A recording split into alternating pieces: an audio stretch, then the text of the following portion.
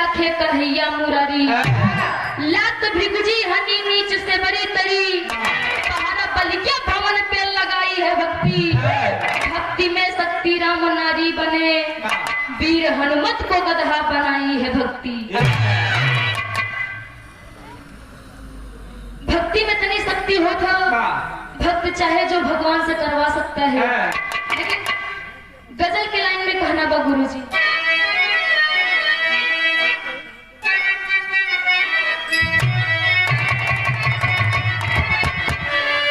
दोनों माशूका और आशिक की बात है, दोनों में बड़ा प्यार है, दोनों कारण वो आशिक अपने माशूका से बात नहीं कर पाई।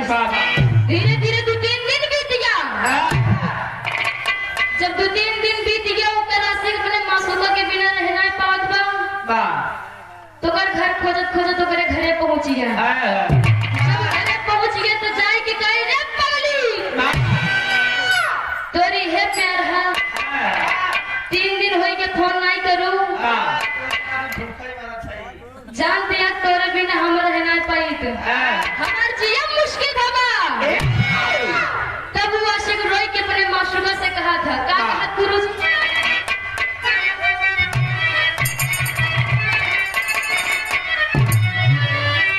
प्यार करने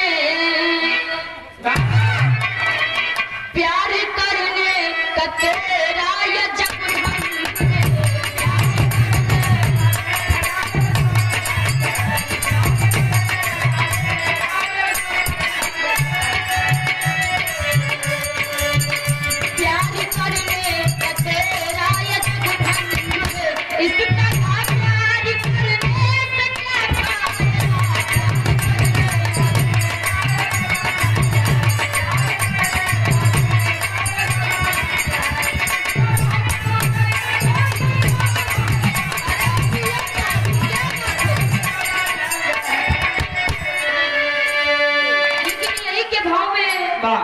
हमारे गुरुजी लिखते हैं, क्या लिखते हैं गुरुजी?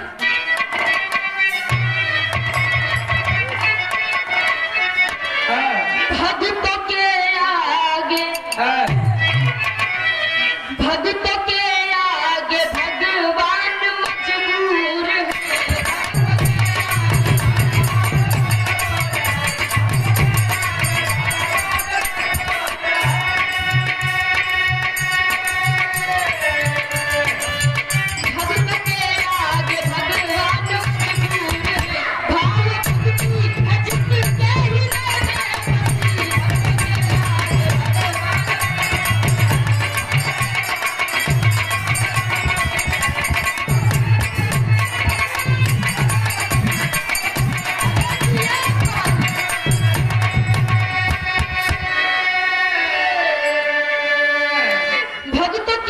भगवान मजबूर है।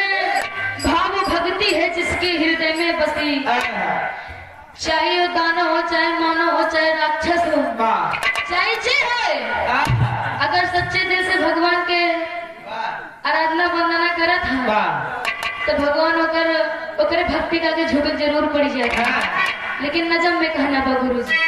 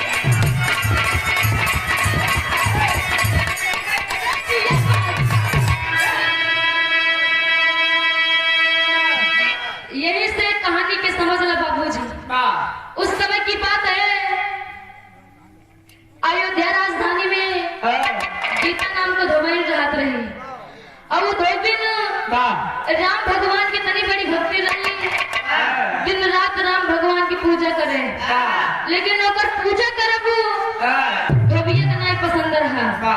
धोबिया जाए कि गीता को रोज समझाए कि ये गीता ये दुनिया में इतना देवी देवता है, तू चाहे जैसे पूजा करा लेकिन वो राम की पूजा जिन करा। गीता कहीं का है स्वामी, दुनिया की देख रेख करे वाला मर्यादा पुरुषोत्तम राम भगवान उनके पूजा काहे ना करी हम।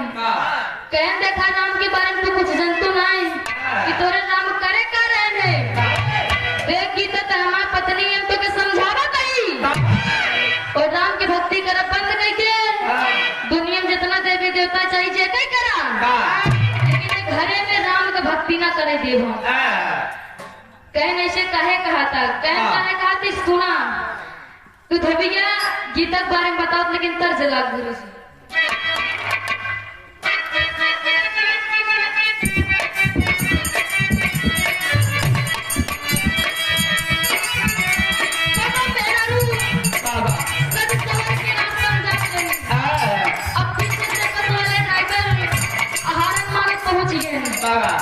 जाएगी गाता है मैडम, हेलो कहाँ जाओगी? कहने गए वो संभाल के जाने गए हम सही जहाँ जाए तो सीखा मतलब कह देखे जेठ की दोपहरिया में इतना तेज धूप कि जानदार इतनी सुंदर ये करियाई जाबू आवा बैठा जहाँ जाए को छोड़ दे। कहने बात तो सही कहा था, कहना कह चलो ठीक हो बैठ जाते, लेकिन पहले बताओ के राव कितना लेते तू देखो मेरा ड्राइवर से पूछा का कहे गुरुजी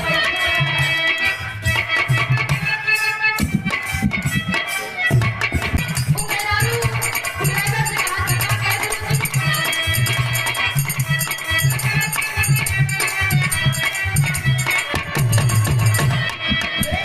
बक्सर जिला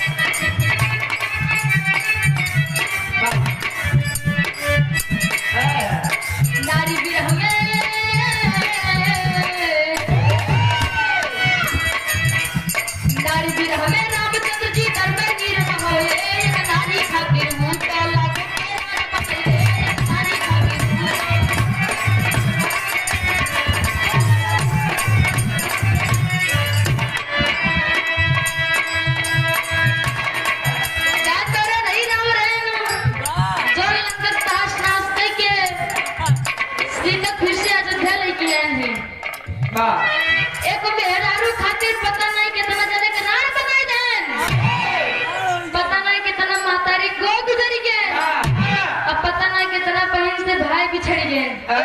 वही राम के पूजा करत हूँ देखी तो मान जो हमार बात और राम की भक्ति करब बंद कर दे। क्या और पहले बंद में धोबी समझावत का कहत गुरु जी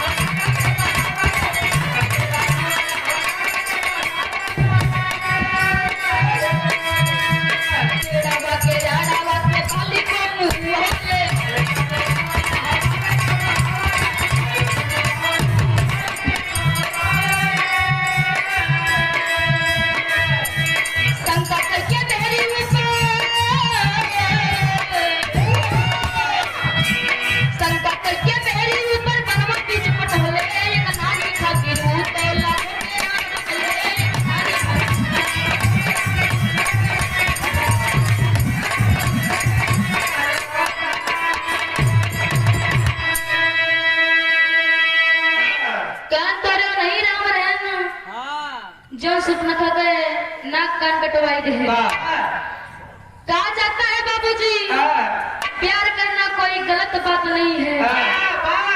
सुपनखा बेचारी देख के राम के ऊपर मोहित हो गए। अब अपने प्यार के इजहार का जाए करीज लक्ष्मण से कहवाई के ओकर नाक कान कटवाई ले वही राम के पूजा करत हूँ देखी तो समझावत ही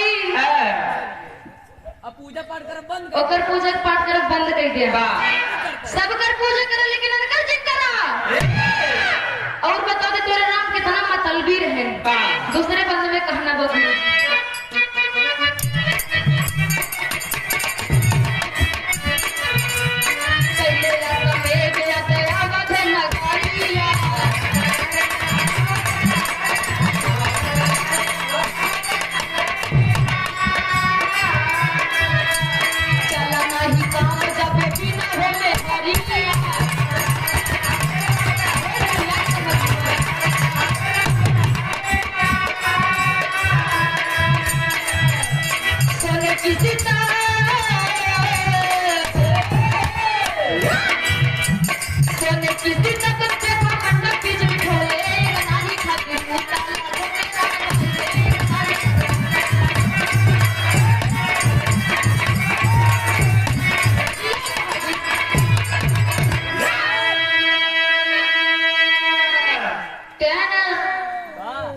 लंका पूरा तहस नहस करके तोरा नहीं राम रहे हैं लंका तहस नहस करके सीता का अयोध्या लेके आए और जब अयोध्या लेके आए तो कि धोबी के ताना मारे से फिर से सीता गर्भवती उनका जंगल में छोड़ गए इतना मतलब भी है तोरे राम मान जो गीता राम की भक्ति कर बंद कर दे अबे प्यार से समझौते नहीं जो दिन हमारा दिमाग सनक गया तो जान ले कमल भैया ले लाते फिर जान लिया एक कला नीचे ना गिरे ये बारे में प्यार से समझौती मान जे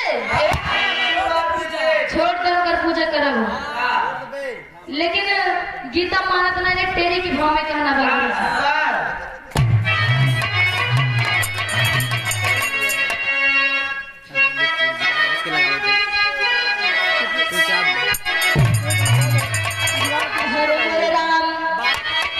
दीवानी हर की नाम की हुई अरे दीवानी दीवानी दीवानी दीवानी हर की नाम की हुई गीता माने नहीं पिए छान के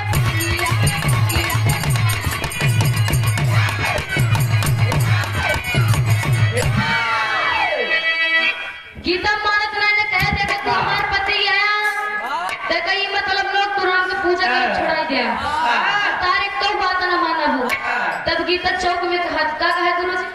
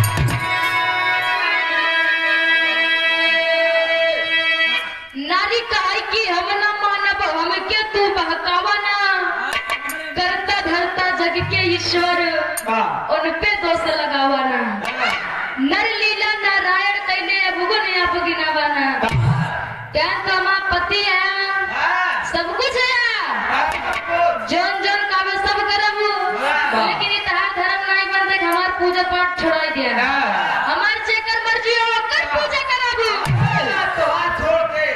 गीता मनाई पूजा पाठ करी अच्छा और का गीता के तो चाहे जोन करा लेकिन हम राम के भक्ति करब छोड़ब ना चाहे जोन होई जे कहन ना छोड़बू कहीं ना छोड़ब कहन ना छोड़बू कहन कहता तो बताई का कहीं ना छोड़ब ना छोड़ब ना छोड़ब कहन अच्छा ठीक है लेकिन तर्ज लगा के धोबिए सोचत का गुरुजी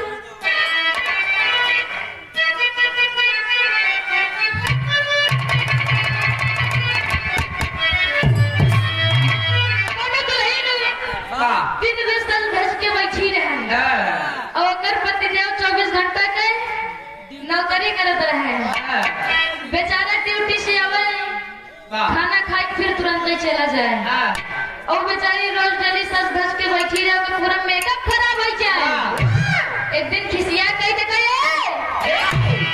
इतहार आदत हमका एक पैसे का छनाई लगत है जो 24 घंटा नौकरी करता है समझ 12 घंटा कह गया तोरे रुपये से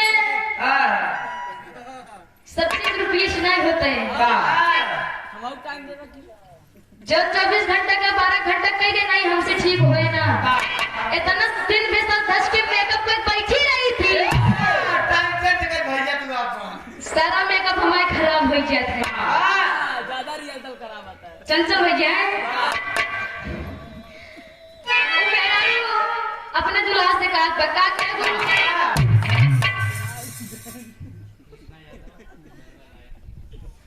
आदरणीय श्री कृष्णा यादव गंगा लाइट भैया जी की तरफ से 51 रुपए का महान आशीर्वाद 5 रुपया आशीर्वाद के चाहवा 100 रुपए सब भैया से नमस्ते प्रणाम स्वीकार हो तभी दुल्हन अपने संन्यास से कहा बका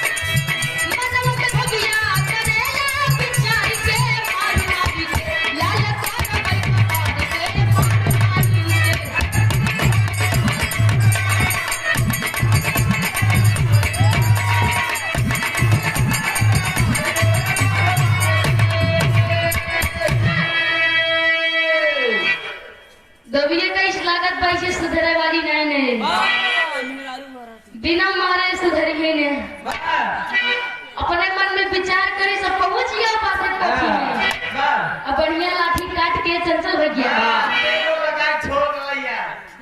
लाठी तैयार कर ले हैं अच्छा इससे बढ़िया बसवारी लाठी उठी बढ़िया काट के लाई गए घरे फिर से पूछे तब तक गीता आई गई कहने गीता तो सी लास्ट बार पूछा था राम के भक्ति कर बंद कर बुक न्याय कहीं न करब कन बंद कर बुक न्याय कहीं न करब कहीं ना बताई दे रुकना थी इतने हम जब बोली गीता धोबिया अपन लाठी उठाई ले लाठी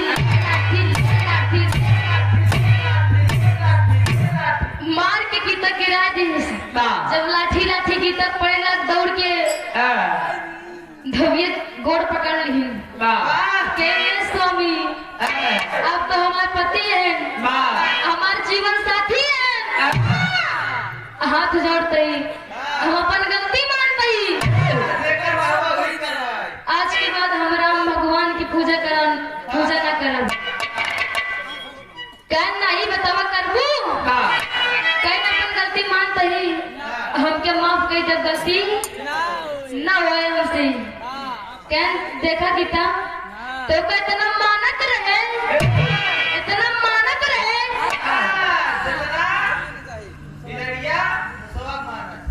अच्छा कहन इतना तो का चाहत रहे, इतना प्यार करते रहे। ये अगर पहले माँ बात मान ले तो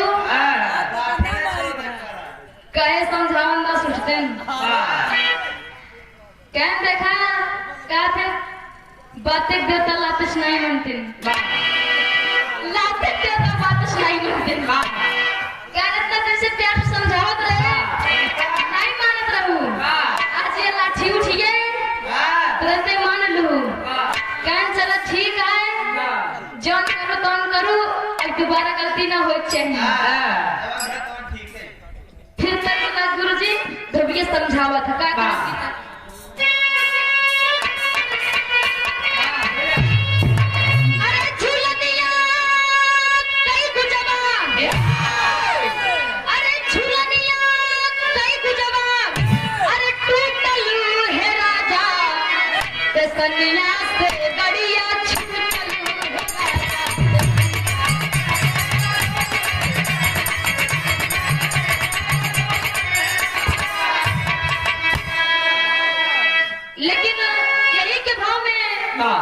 धोबिया गीता समझावा था का कहा गुरुजी।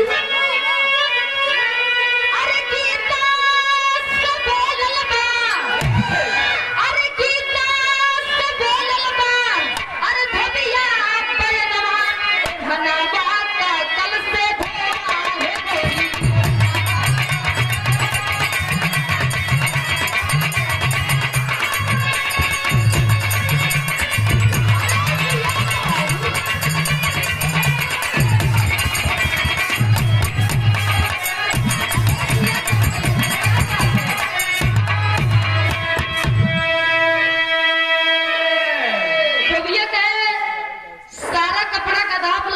घाटे पहुंचा देते। सारा दिन कपड़ा धो घाटे पे, शाम की जब हमको कल ले जाए कपड़ा धोवान मिले चाहिए।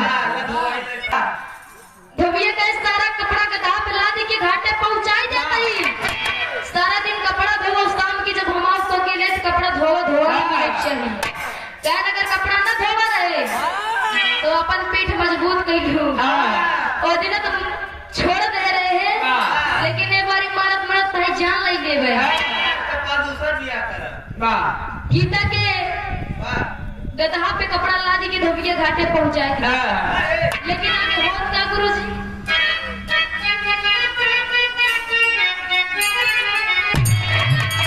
अरे दूसरे दिन आके चर्चा सुनिला है भाई, कपड़ा का गीत भाई है घटवा पे जाई।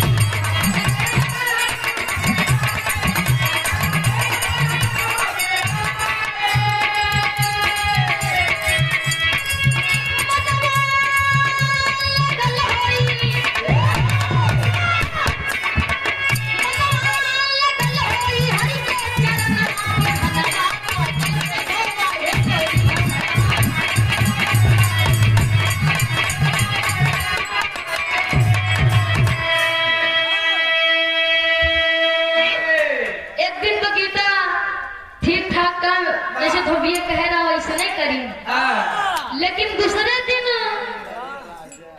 जैसे घाटे पहुंची गीता न गधा छननी लगाई और न कपड़ा धोई, गाट भर पानी में हिल के करा थिरका गुरुजी तर्ज लग।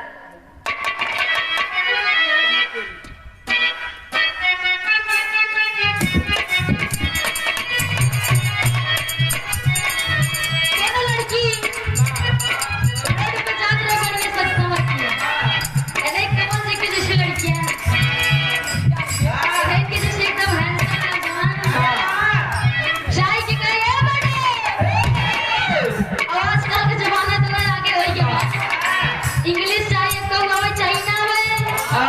2-3 वर्ड जरूर बोले सीख लेंगे।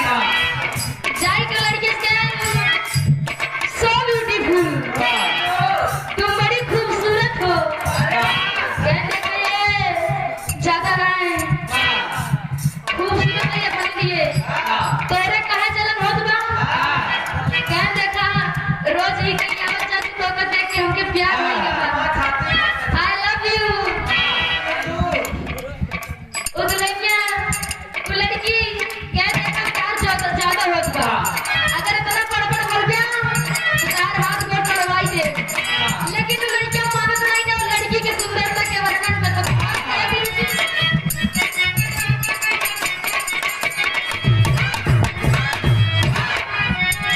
गाली तेरी छोटी है परांदा तेरा लालनी।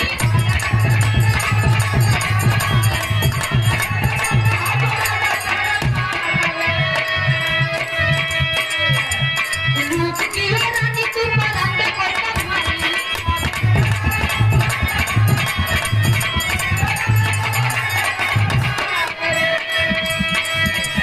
गाली तेरी छोटी है परांदा तेरा लालनी। रूप की है रानी तू परांदा को संभाली। किसी मंचले पे किसी मंचले पे किसी मंचले किसी मंचले पे कुछ आ गया जो दिल होगी बड़ी मुश्किल।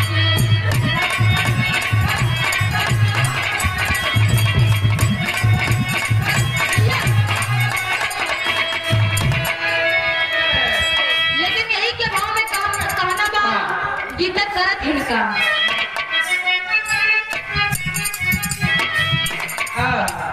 घटावा पे बैठी गीता करली भजनिया।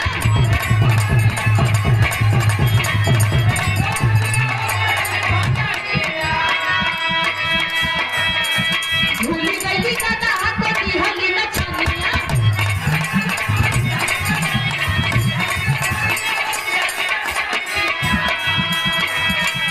घटावा पे बैठी गीता करली भजनिया। भूली गईली दादा हाथ दिहली न छनिया। ये बात गदा हवा के काम गीता करे रमना।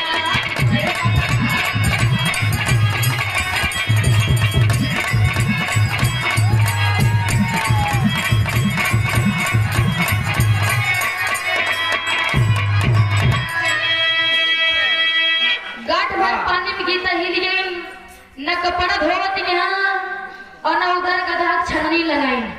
उधर गधा हेराई गया, इधर कपड़ा धोई न राम की भक्ति करत करत शाम हो गया। तू पहले बंद में होत का गुरु जी?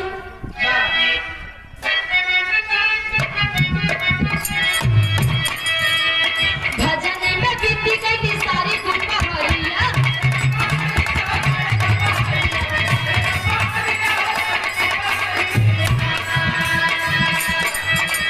जब भगत दुनिया के खुलली नजरिया।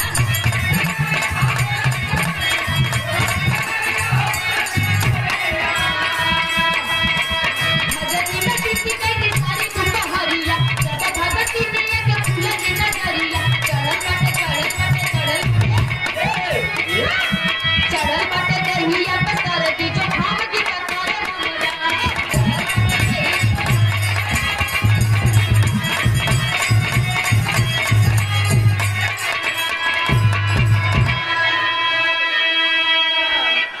इधर जब गीता न कपड़ा धोई न गधा छननी लगाई। गधा अलग से रह गया और कपड़ा वैसे घाटे रखत रखा रह गया। और गीता के सर्दी जुकाम जम के धैल और राम की भक्ति करे में इतना मलिन हो गई कि शाम हो गया।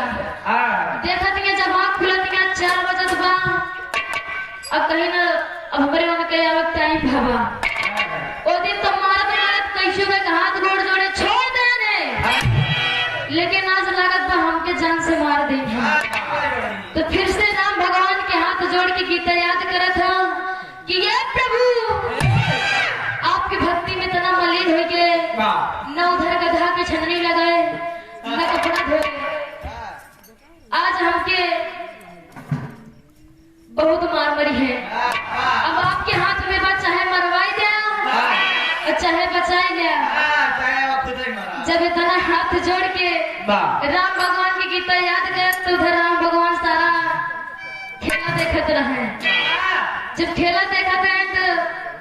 और हो कहना लागत बा हमार भक्ति गीता बहुत मुसीबत में बा।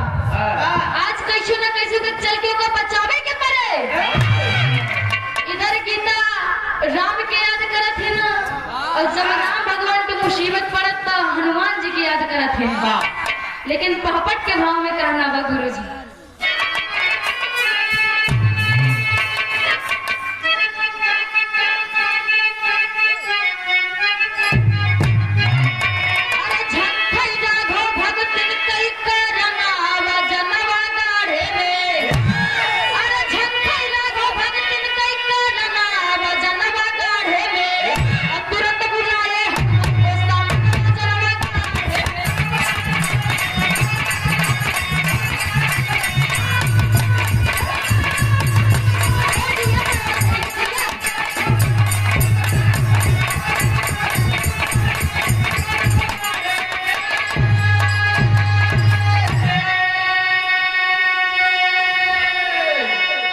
जब राम भगवान हनुमान जी की याद करत हैं तो हनुमान जी यान कहन का वो प्रभु काहे बरे आज हमका याद करया कहन का बताई हनुमान हमारे की भक्ति न्याय गीता आज बड़े मुसीबत में बा।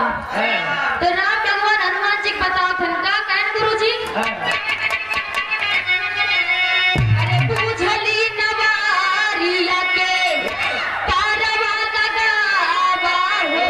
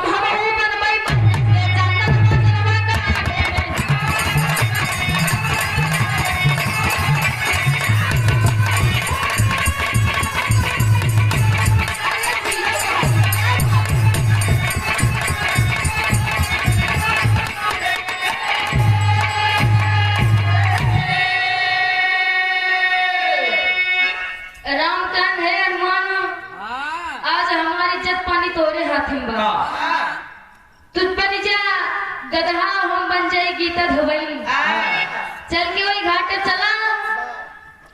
अब हमार भक्ति गधा हेराई के बा अब आपके हाथ में बा, चाहिए तो इज्जत बचाई दे चाहे जो मन के तो करवाई दे। लेकिन दूसरे पद में होत का गुरु जी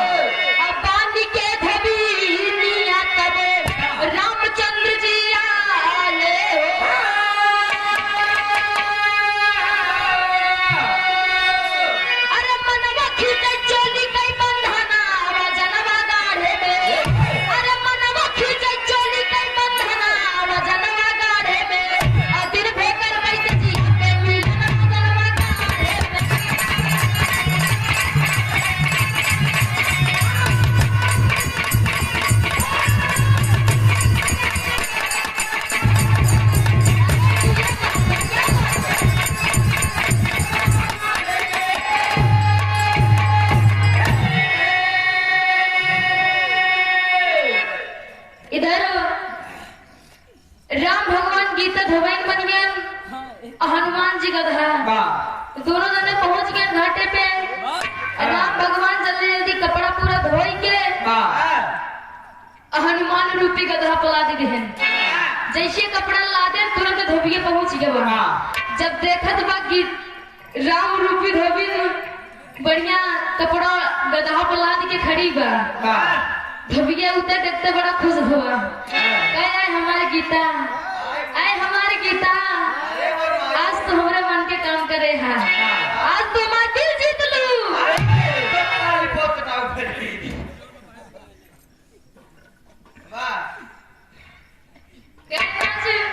हमारे मन के काम करे है तू चला आज घरे इतना प्यार कराबू इतना प्यार कराबू। पाए हो भू बढ़िया धोबिया खुशी बहुत जितना कपड़ा राम रूपी धोबी धोए रही सब हनुमान रूपी का दाव धोबी वाला दिस लेकिन आधा के भाव में भोगा का गुरु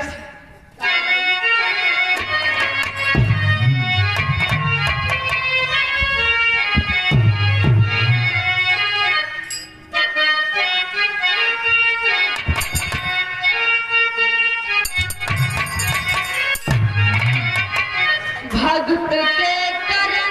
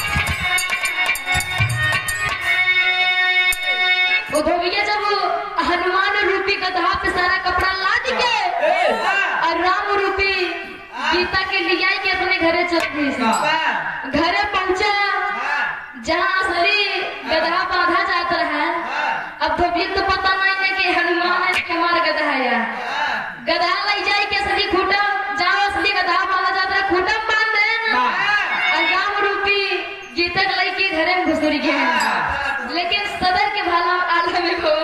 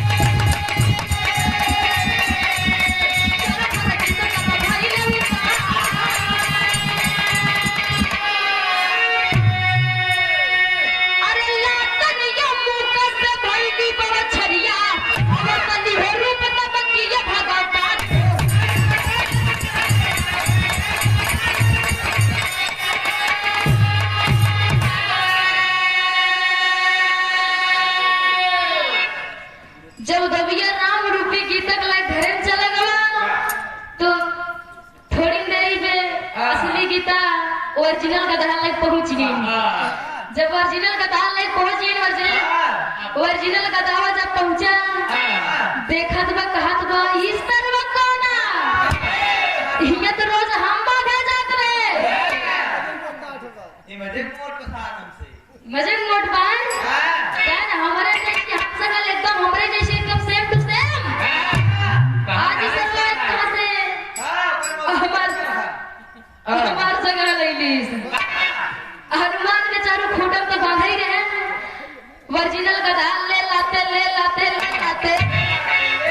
हनुमान को मार के गिराई दी से इधर बेचारू हनुमान के हालत खराब हो और उधर गीता अंदर हिलतियां देखतियां राम रूपी धोबिन के लाई धोबियो बढ़िया गोदी में बड़ के चूमा छटत बा प्यार करत बा उ तो सोचत बा मार धोबिन नहीं लेकिन जब अंदर जाके देखत है गीता तो जिए रही जरी के नहीं बता गाड़ी कानिया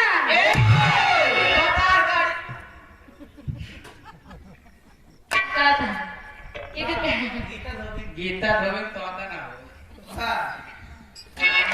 बेचारी देखत तो कई सौतिनिया कोनिया ई जगह हम आया ये हमरे सैया को दिया का कर दिया जाए के आलू निकोलत बा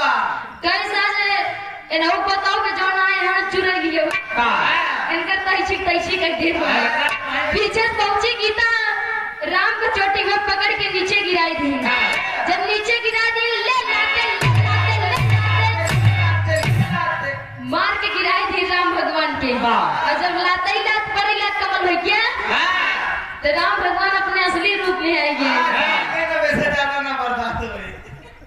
जहाँ तक है जब बर्दाश्त के बाहर में गए तो असली रूप में आई गए।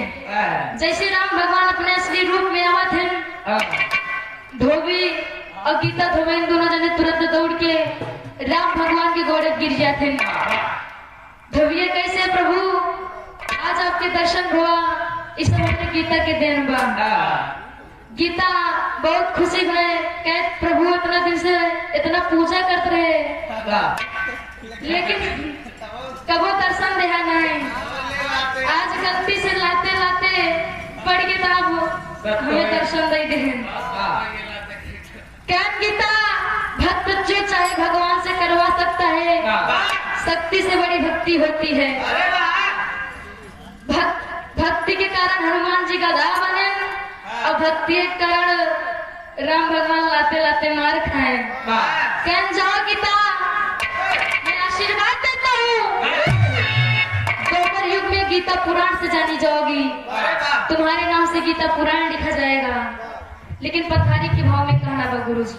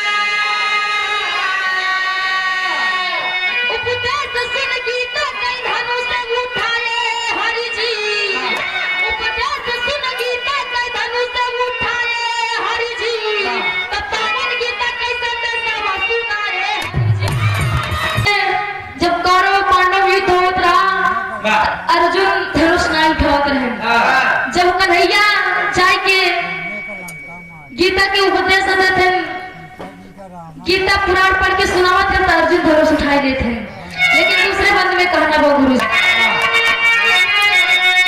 भैले पंचमुखी तबा वीर हनुमान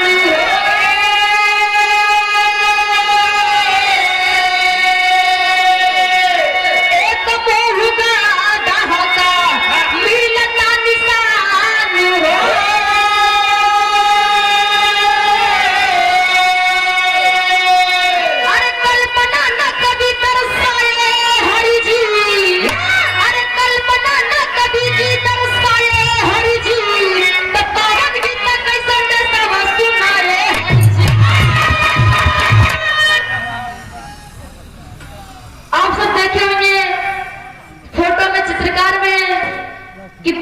निशान के और पांचों मुख में एक मुंह गधा का निशान रहा है। तो गधा मुंह ही बिरहा से मिला रहा है। लेकिन लास्ट में अपने गुरु घराने का परिचय देते हुए ये बिटिया कोने फुलवारी के है कोने फुलवारी से ताल्लुकात है कहना वो गुरु जी